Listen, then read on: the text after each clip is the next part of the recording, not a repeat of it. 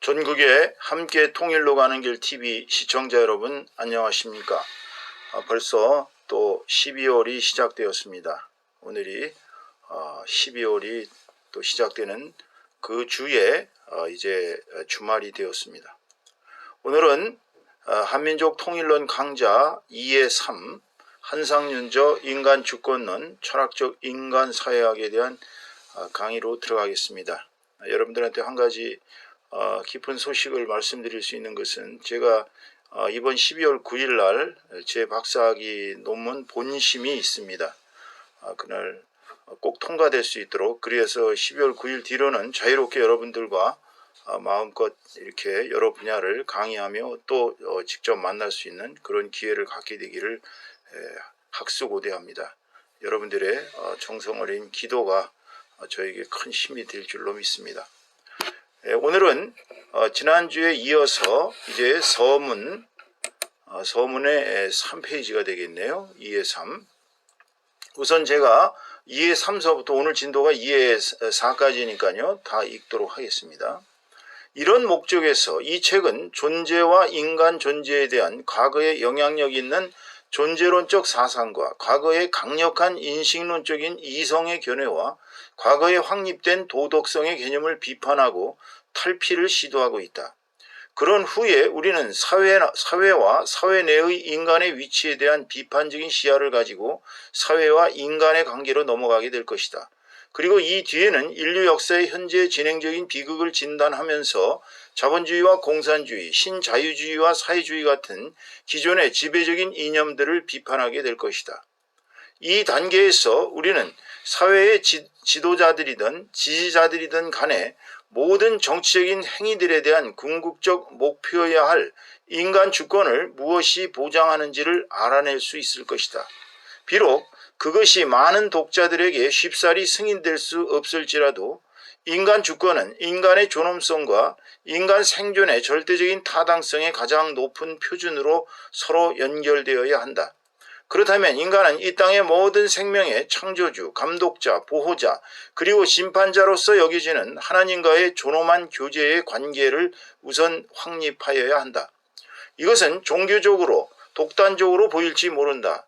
그러나 모든 고등 종교와 대부분의 영향력 있는 철학들을 살펴본다면 우주 안에는 어떤 궁극적인 존재가 있는 것으로 믿어지며 인간의 인식 가운데 막연하게 인지됨으로써 대상의 명칭이 어떠하든지 간에 하나님은 존재하며 우리에게 중요한 영향력을 끼치는 것으로 추정되어진다.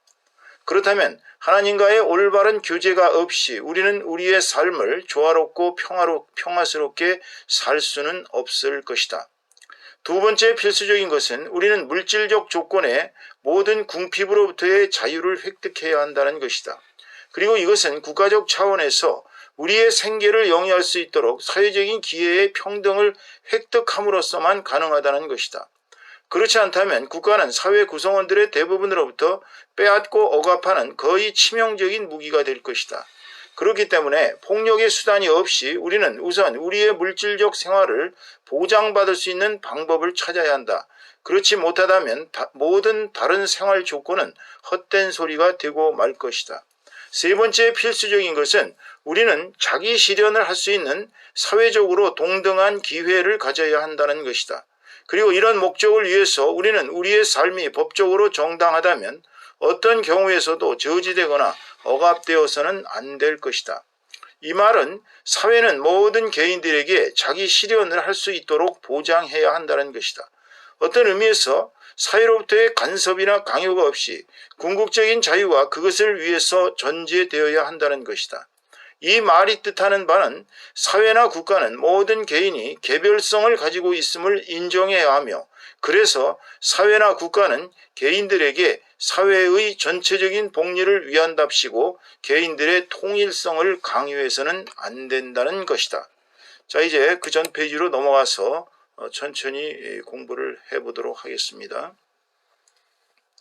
자, 이 책은 즉 인간 주권론은 첫 번째로 존재에 대한 사상, 과거에, 또 인간 존재에 대한 과거의 영향력이 있는 존재론적 사상과 과거의 강력한 인식론적인 이성의 견해와 과거에 확립된 도덕성의 개념을 비판하고 탈피를 시도하고 있다. 이게 무슨 소리냐면은 철학은 크게 나눠서 보면요, 존재론과 인식론으로 크게 구분할 수가 있습니다.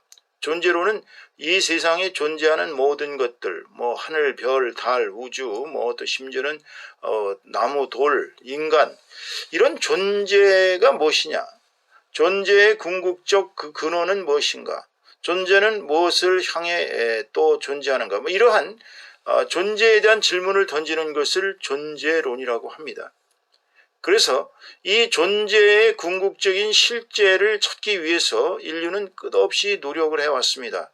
그래서 존재론은 그 존재의 궁극적인 실제와 또 존재의 원리와 존재의 운행 법칙과 이런 것을 추구하는 학문이 철학이 존재론입니다. 그 다음에 인간 존재는 일반적인 존재와 다릅니다. 하이데거는 이것을 인간 존재를 현 존재, 그러니까 끊임없이 현을 향해 가고 있다. 즉 우리 인간만이 과거로부터 현재까지 또 현재가 미래로 나아가는 가운데 역사성이라는 것을 가지고 있다고 얘기합니다. 우리 인간만 역사성이 있다고 얘기하죠. 그러니까 인간 존재는 결국은 과거부터 또 미래로 흘러가는 모든 것이 사실은 현에 해당되는 존재예요. 그러니까 인간 존재를 현 존재라고 하이데거는 얘기하고 있습니다. 그러니까 인간 존재의 궁극적인 근원을 찾는 것이 인간 존재론인데요. 존재론과 인간 존재론은 어떤 면에서 서로 연결이 되어 있습니다. 존재를 물어볼 수 있는 유일한 존재는 인간 존재, 즉 현 존재밖에 없기 때문이죠. 그런데 이 과거에 영향력이 있는 존재론적 사상, 이런 사상들이 사실은 다 진실이라고 볼 수 없는 거짓된 교설들이 너무나도 많이 있습니다. 그러니까 이 존재론적 사상은 종교를 비롯해서 또는 철학이나 모든 또 사상이 사실은 이 존재론에 대해서 나름대로 다 근거가 있는 그러한 어떤 그 사상을 확립했어요. 그럼에도 불구하고 이 존재론적 사상이 처음부터 잘못 이렇게 설정이 되면은 나머지는 뭐 보나마나 다 그릇된 교설로 나갈 수밖에 없는 것이죠. 그렇기 때문에 이 존재론적 사상을 명백하게 밝히고 처음부터 기초를 튼튼히 하고서 시작을 해야 제대로 된 철학이 나오는 것입니다. 그런데 기존하고 있는 과거에 영향 있는 존재론적 사상이 저는 문제가 있다고 여러분들한테 선포하고 있는 것입니다. 두 번째로 이제 과거의 강력한 인식론적인 이성의 견해. 그 인간이 인간다운 것은 물론 뭐 아리스토텔레스의 말을 빌지 않아도 인간은 이성적 동물인 것은 사실입니다. 물론 뭐 이성적 동물이라 해서 오성이나 감성이 없는 것은 아니고 인간은 그래도 동물과 같이 그저 1차원적으로 먹고 마시고 즐기면서 사는 그러한 존재를 넘어서 있는 어떤 이성이라는 것이 있어서 또 하느님과의 어떤 뭐라 그럴까요, 관계를 추구하는 그러한 이제 영성에까지 이성이 연결되고 있는데요. 이 이성에 관한 것을 연구하는 학문을 우리가 인식론이라고 합니다. 왜 그러냐면 인식론이라는 것은 우리가 무엇을 어떻게 아느냐, 우리가 예를 들어서 1 플러스 1은 2다 라는 어떤 이제 이것을 우리가 선천적 종합 판단이라고 그러는데요. 1 플러스 1이 2라는 그 수학적 진리는 그것은 우리가 1 더하기 1을 객관적으로 물건을 하나씩 갖다 놓고 합치니까 2가 됐다, 이렇게 얘기하는 것이 아니거든요. 그러니까 에디슨 같이 좀 창조력이 대단한 사람들은 선생님이 1 더하기 1은 2다라고 가르치니까 왜 1 더하기 1이 2냐, 진흙덩이 하나, 2개를 갖다 이렇게 붙이니까 한 덩어리가 되지 않느냐, 그러면서 2라는 설에 대해서 강력하게 반대를 하고 항의를 하다가 학교에서 쫓겨났습니다. 얘는 도저히 못 가르쳐 먹겠다고. 근데 인식론이라는 것은 이런 선천적인 종합 판단이, 그러니까 우리가 무엇을 안다는 것이 어떻게 가능하냐, 이것을 연구하는 학문이 인식론입니다.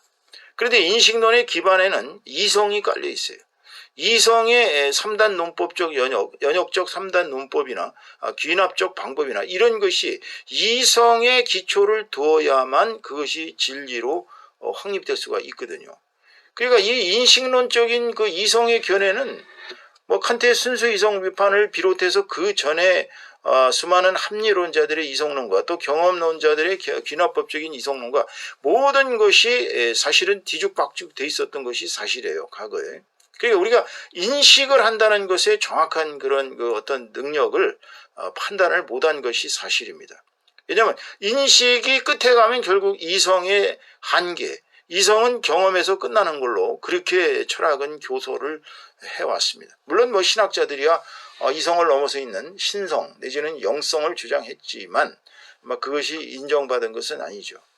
자, 이러다 보니까 도덕성은 결국은 이성으로부터 나옵니다. 인간이 이성적 동물이 아니라면 예를 들어 이게 이제 동양적 사상하고도 많이 비슷해요. 이제 동양에서는 이것을 유교에서는 천리라고 얘기하고 있습니다. 천리, 하늘에서 준 이치다. 그러니까 인간에게는 이 천리인 그런 그 성은 이제 인의 예지라고 표현하고 있습니다만은 그 인과 어짐, 의리와 또 예를 아는 거, 매너죠. 그 다음에 이제 어떤 것을 판단할 수 있는 능력, 그 인의 예지의 본성을 이제 천리라고 하는데 여기에서 이제 도덕성이 나왔다고 보는 것입니다. 그런데 인간은 그 도덕성 말고도 욕심이 있거든요. 욕망. 그러니까 욕망은 가장 큰 것이 우리가 식욕, 그 다음에 이제 색욕, 그 다음에 이제 무슨 여러 가지 명예욕, 권력욕 그런 욕망이 우리 인간에게 있습니다. 그러니까 인간에게 있는 그 욕망을 억제하고 욕망을 컨트롤할 수 있는 컨트롤 타워가 이성이라고 보거든요. 근데 이성은 동양에서 얘기하는 것은 이제 유교에서는 이것을 이제 인의 예지의 본성이라고 보는 것이고요. 그 다음에 이제 인간이 이제 욕망을 가지고 욕망대로 행동하는 것은 이제 우리가 이성의 그 원칙, 그러니까 도덕성의 원칙을 벗어나서 인간의 욕망대로 행동하는 것으로 그렇게 보고 있습니다. 그러다 보니까 인간의 욕망을 억제하는 금욕주의가 동양에서는 발달할 수밖에 없고, 물론 기독교의 사상도 연구해 보면 결국은 금욕주의로 나갈 수밖에 없어요. 그러니까 모든 종교는 엄밀히 얘기하면 거의가 다 금욕주의로 나가고 있습니다. 그러니까 도덕성의 개념은 결국은 자기 자신을 이길 수 있는, 공자식으로 얘기하면 이제 그것을 우리가 극기복례다, 자기를 이기고 예로 돌아간다, 극기복례다 이렇게 얘기를 했는데, 여하튼 저는 이제 과거에 형성된 도덕성의 개념을 지금 우리의 입장에서 비판하고 탈피를 시도하고 있는 것입니다.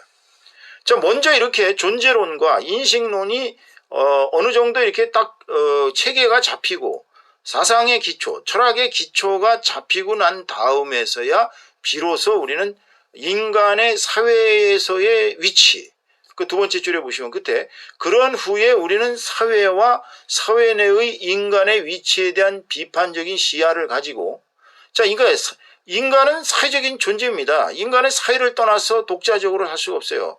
여러분 혹시 아마라와 까마라 얘기 안 하시는지 모르겠습니다만은 인도에서 발견된 어떤 두 아이가 거의 이 늑대의 모습을 하고 있었습니다. 물론 이제 선교사 부부가 인도에 선교를 갔다가 그 이상한 야생 동물이 있다 그래서 이제 추적을 하다 결국은 생포를 했는데, 알고 보니까 이게 늑대가 아니라 인간 아이들이었던 거예요. 근데 얘네들이 한 5-6살, 5-7, 요 정도 나이였는데 전혀 인간의 지능이 없어요. 그냥 으렁 드렁 하고 이제 사람들을 향해서 늑대와 똑같은 그러한 신용을 냈습니다. 그래서 그 선교사 내외와 그 주변 교회 사람들이 그 아이들을 인간으로 이제 환원시키기 위해서 온갖 노력을 다 기울였지만 큰아이는 불행하게도 몇 년 못 살고 죽었고, 나머지 그 아이 하나도 거의 열 몇 살 되던 해에 그냥 어린 나이에 죽고 말았습니다. 그러니까 그네들은 인간이라고 보기에는 어려웠어요. 결국은 늑대 소년들이란 명칭이 붙었습니다만, 그 아마라와 가마라 이 얘기는 인간이 태어나서 늑대 손에서 키워지면 늑대가 되는 것이고 호랑이 속에서 키워지면 호랑이의 의식을 갖고 살아가는 것입니다. 그러니까 어디서 컸느냐? 자, 엄마와 아빠의 따스한 사랑과 엄마와 아빠의 보살핌 케어 속에서 엄마 아빠라는 단어를 하나 배우기 위해서 수천 번 수만 번을 그렇게 옹알옹알 거리다 결국은 어느 날 갑자기 엄마 하고 말이 튀어나오면서부터 언어가 터져서 그 다음에 또 한참 지나서 또 아빠 그러면 또 아빠들 엄청 좋아하죠. 그런데 사실은 이상하게도 엄마가 먼저 나오는 이유가 엄마가 그 언어학적으로 훨씬 더 쉽다고 합니다. 이 대뇌 구조가 엄마를 발음할 때. 그러면 엄마와 아빠 그것도 사회거든요. 일단 2명 이상이 모이면 사회인데 그 엄마와 아빠라는 부모의 가족이라는 사회 속에서 얘가 성장하고 또 거기서만 놔두면 안 되거든요. 이제 밖으로 사회로 보내서 학교를 유치원서부터 다녀야 되거든요. 유아원, 유치원, 또 초등학교, 중학교, 고등학교, 대학, 대학원, 박사과정 뭐 이런 식으로 사회화되는 과정을 겪어야 됩니다. 그러니까 인간은 사회화를 거쳐야 인간이 되는 거예요.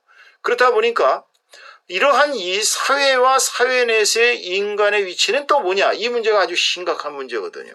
과연 인간에게 개별성이 있느냐? 인간은 사회성만 있는 것이냐? 뭐 이런 것을 가지고 비판적인 시야를 가지고 이제 사회와 인간의 관계를 짚고 넘어가야 하는 것입니다. 세 번째 줄입니다. 인간의 위치에 대한 비판적인 시야를 가지고 사회와 인간의 관계로 넘어가게 될 것이다.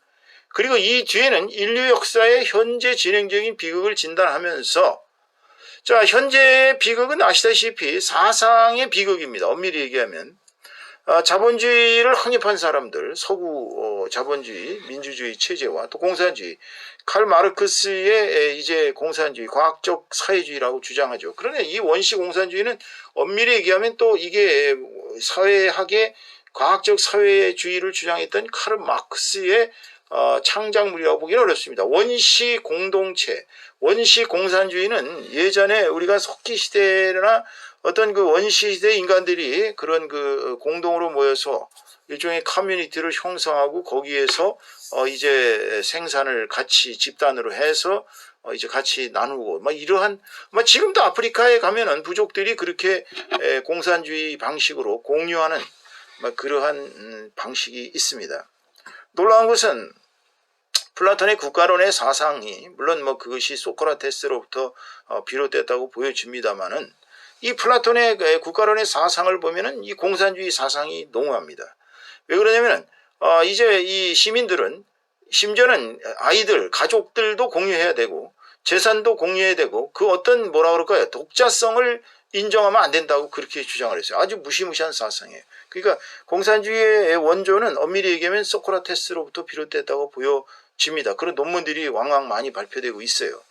여하튼 이 공산주의와 신자유주의는 아시다시피 이제 미국의 어떤 그 자본주의가 수정 자본주의를 거쳐서 이제 어느 정도 발전이 되니까 이제 한계에 부딪혔거든요. 그러니까 신복지, 복지의 개념이 들어가면서 거의 이제 사회주의적인 요소와 자본주의적인 요소가 합쳐졌습니다. 그래서 이제 자본주의는 사회주의를 공산주의적인 사상을 또 이렇게 받아들이고 또 공산주의 쪽에서는 또 이 자본주의적인 거를 받아들여서 그 이제 대표적인 케이스가 이제 중국이죠. 중국은 아시다시피 시작은 공산주의로 시작을 했습니다. 그러나 이제 등소평이 때에 이르러서 공산주의만 가지고는 도저히 전체 인민들을 먹여 살릴 수 없다. 그래서 이제 흰쥐든 검은 쥐든 아니 흰고양이든 검은 고양이든 쥐만 많이 잡으면 좋다. 그래가지고서 이제 흑묘 백묘론을 주장하면서 이제 공산주의에서 세계의 자본주의에 편입을 했던 것입니다. 그러니까 초기에는 많은 혼란을 겪었습니다. 그러나 그 등소평이의 그 결정 하나가 지금의 중국, 지금 세계 2위의 경제대국, 언제 조금만 지나면은 미국을 능가하는 왕성한 경제력과 또한 14억 인구를 가지고 있는 그 무지막지한 데이터를 통해서 세계를 하나의 그 뭐라 그럴까요? 공산주의적 이념도 아니면서도 겉으로는 다 공산주의라고 주장하지만 실질적으로는 자본주의의 그러한 방식으로 살고 있는 게 경제는 자본주의고 정치 체제만 이제 공산주의, 사회주의로 가고 있는 것이 중국의 현실입니다. 그 상황에서 이제 신자유주의는 이제 자본가들 계급이 자본을 가진 계급들이 그 국경을 헐어버리기 위해서는 자본을 완전히 자유롭게 그러니까 자본의 이동이 자유롭고 그러기 위해서는 노동의 유연성, 그러니까 노동의 유연성이라는 것은 자본가들이 돈을 투자하고 이익을 많이 볼 수 있으려면은 그 노조나 노동자들에 대한 그 고용 관계를 마음대로 자기네들이 할 수 이렇게 마음대로 자르고 마음대로 필요하면 쓰고 이러한 자본가들적인 방식의 경제 이것이 이제 신자유주의. 그러다 보니까 신자유주의는 세계를 무대로 해서 이익이 있는 곳이면 어디 곳이든지 자본이 들어가게 됩니다. 김대중 대통령이 IMF를 극복할 때에 아시다시피 우리나라는 대한민국의 거의 삼성서부터 시작해서 LG 할 거 없이 알짜 기업들은 거의가 세계 자본에 넘어가게 되었습니다. 웃기는 게 우리나라의 고유한 인삼을 판매하고 있는 정관장 같은 그 인삼 회사도 사실은 세계 자본주의의 그 천병들이 돈을 투자함으로 말미암아서 오늘날 우리의 기업으로 보기도 어려운 상황입니다. 여러분이 자주 애용하시는 국민은행 가보세요. 얼마나 사람이 많습니까? 그런데도 한국 사람들이 가지고 있는 자본은 20몇 프로밖에 안 된다고 그러죠. 아마 거의가 세계 자본에 넘어갔습니다. 이 신자유주의의 무시무시한 것은 빈익빈 부익부가 날이 가면 갈수록 심해져 가지고 아주 1%도 안 되는 그 초거대 자본가들이 이 세계의 모든 나머지 인구들을 지배하고 있다는 것입니다. 경제의 이름 아래 조심해야 되죠. 사회주의는 한물 간 것 같으면서도 아직까지 다 이렇게 뭐라 그럴까요? 몰락되지 않고 끈덕지게 살아남아 있습니다. 사회주의가 주장하는 평등 사상에 대한 아마 매력과 또 복지에 대한 매력 같은 것이 있을 것입니다. 저는 그래서 이러한 기존의 지배적인 이념들이 무슨 문제가 있는가? 나는 자본주의가 좋아, 나는 공산주의가 좋아, 이렇게 해서는 안 된다는 거예요.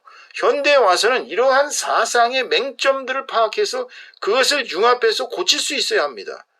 예를 들어 가지고 자본주의가 가진 한계를 극복을 못하면 이제 신자유주의가 극성을 부리면 결국은 1%의 인간들이 아마 나중에는 그런 공상 만화 영화 같은 데 나오는 식으로 그냥 그 사람들이 이 지구에 있는 인류들을 다 파멸시키고 그냥 저 우주에다가 신기지를 건설하는 그러한 세계가 올 수도 있어요. 이게 참 문제인 것입니다. 주권이 어디에 있느냐에 따라 지금 주권이 어떻게 본다면 이 신자유주의자들한테 있거든요. 지금 서구의 자본주의가 극성을 부리면서 심지어는 공산주의자들까지도 이제는 신자유주의의 영향을 안 받을 수가 없는 세계 자본의 그야말로 흐름이 그렇게 흘러가고 있습니다. 자, 이제 6번째 줄을 보겠습니다. 이 단계에서 우리는 사회의 지도자들이든 지지자들이든 간에 모든 정치적인 행위들에 대한 궁극적 목표여야 할 인간 주권을 무엇이 보장하는지를 알아낼 수 있을 것이다. 그러니까 궁극적인 것은 우리가 정치 행위를 한다는 것의 궁극적인 목표는 내가 가진 인간 주권이 어떻게 보장되는지 그거를 확인해야 된다는 얘기입니다. 내가 만약 어떤 정치적인 행위를 했는데 나의 인간 주권이 보장이 안 된다면 그것은 잘못된 정치 행위예요. 왜냐하면 내가 잘못 판단해갖고 잘못 지도자들을 선택을 했더니 결국은 그들이 우리를 쇠사슬로 꽁꽁 묶고 독재를 한다. 경제를 망쳤다. 우리는 오갈 길이 없다. 그냥 망해간다. 이런 사태가 나면 인간 주권이 어디 있겠어요. 그러니까 인간 주권을 무엇이 보장하는지를 우리는 알아내야 하는 것입니다. 자, 그 뒤에입니다. 7번째 줄에 뒤에 비록 그것이 많은 독자들에게 쉽사리 승인될 수 없을지라도 왜냐하면 이게 여러분들이 꼭 어느 한 주의에 의해서 영향을 받은 건 아닙니다. 물론 어떤 사람들은 자본주의가 좋다고 계속 교육을 받아왔고 어떤 사람은 공산주의가 좋다고 지금도 투쟁하고 있는 사람들이 있지만 독자들은 정치적으로 스펙트럼이 다양합니다. 그럼 다양한 여러분들이 제가 주장하는 것에 대해 쉽사리 승인할 수 없을 수도 있어요. 그러나 저는 여러분들한테 제가 주장하는 어떤 독단적인 사상에 대해서 승인을 하라 그 얘기가 아닙니다. 여러분들이 비판적인 안목으로 모든 정치적인 행위의 궁극적인 목표인 인간 주권을 달성하기 위해서는 기존 사상들이 뭐가 잘못되어 있고 우리에게 뭔가를 이렇게 엉터리로 주입시켜 왔는가 그 허점, 맹점을 찾아내야 된다는 얘기예요. 그래서 그 다음 보세요. 인간 주권은 8번째 줄 인간의 존엄성은 이 우주를 죽어도 못 박는 것입니다. 사실 사고가 났어 오늘도 몇 명 죽었습니다. 누가 죽었습니다. 이런 얘기 들을 때마다 저는 가슴이 철렁철렁해요. 왜냐하면 하나의 우주가 사라지는 거예요. 모든 인간은 극히 존엄합니다. 그게 사버린티예요. 주권이란 개념은 지난번에 말씀드렸지만 사버린티는 주권의 개념도 있지만 존엄성의 개념도 있어요. 주권은 존엄한 것이거든요. 그 다음에 인간 생존의 절대적인 타당성의 가장 높은 표준으로 그러니까 인간이 생존한다는 것은 예를 들어서 빵 쪼가리 3개 주고서 물 조금 주고 너 먹고 살아 그러고선 할 수 있어요. 우리 조선시대 때 감옥 생활, 뭐, 여러분들, 뭐, 어디 책들 읽어보시고 그랬겠지만, 뭐, 감옥 생활이 뭐, 그냥 죽지 않을 정도만 간신히 주고, 나머지는 다 자기 가족들이 갖다가 먹여 살리게끔 그렇게 했어요. 그렇게 산다 그래서 그게 인간이 존엄할까요? 세 끼 먹고 산다고 인간이 존엄한 건 아니지 않습니까? 인간이 인간답게 살려면, 인간의 존엄성을 보장받을 수 있는 그런 타당성의 기준이, 절대적인 타당성이 높은 표준, 기준이 있어야 된다는 거예요. 그게 연결돼야 돼요. 인간의 존엄성은 그 절대적인 인간 존엄의 타당성, 인간 생존의 타당성과 연결이 돼야만이 그래야 인간은 존엄성을 확립받을 수 있습니다. 자, 그래서 8번째 줄이 끝입니다. 그렇다면 이제 9번째 줄, 인간은 이 땅의 모든 생명의 창조주, 감독자, 보호자, 그리고 심판자로서 여겨지는 하나님과의 존엄한 교제의 관계를 우선 확립해야 돼. 이게 첫 번째 조건입니다. 이렇게 얘기 드리면 어떤 사람, 지가 목사니까 이런 소리를 하고 앉아있구나. 아닙니다. 저는 목사라 여기서 하나님이라고 주장하는 건 아닙니다. 꼭 뭐 서양식으로 갓을 하나님이라고 번역을 했습니다만, 뭐 이제 천주교식으로 한늘림도 될 수 있고요. 하느님.